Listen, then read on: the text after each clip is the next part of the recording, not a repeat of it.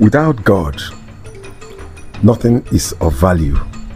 Just look around you. Look at this video playing in front of you. This is the almighty Iweka Road, Ochanja in Onitsha, Anambra State of Nigeria. One of the busiest hustling and bustling streets in the world. All kinds of goods, luxury brands line the path. Millions of people pass through this street every day. Shoes, watches, foodstuffs, fruits, electronics, handbags, sports equipment, just name it. Anything you could possibly imagine is here in Iweka Road.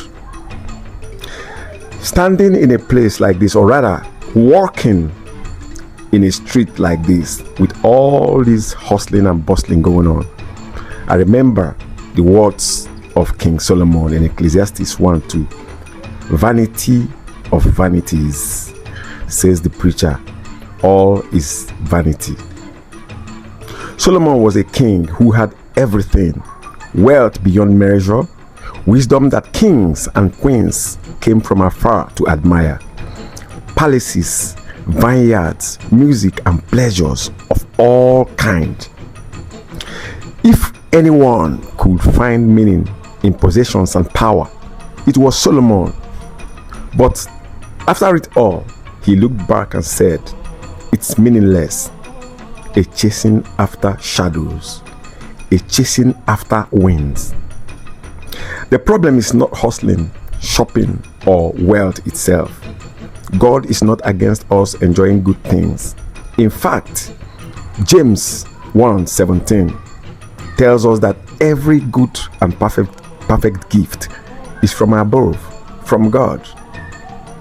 The problem is when these gifts become the goal, when we live only to acquire, collect, and consume, then, like Solomon, we discover it leaves us empty. The real question is, what is all this for? All these things we are seeing right now, what is it for? If what we buy, build, or achieve is used only for ourselves, it turns to dust and become decadent.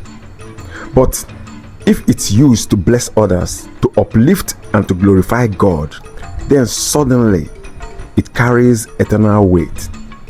So the hustling, shopping, and activities in Iweka Road remind me that without God, it's just a dazzling distraction.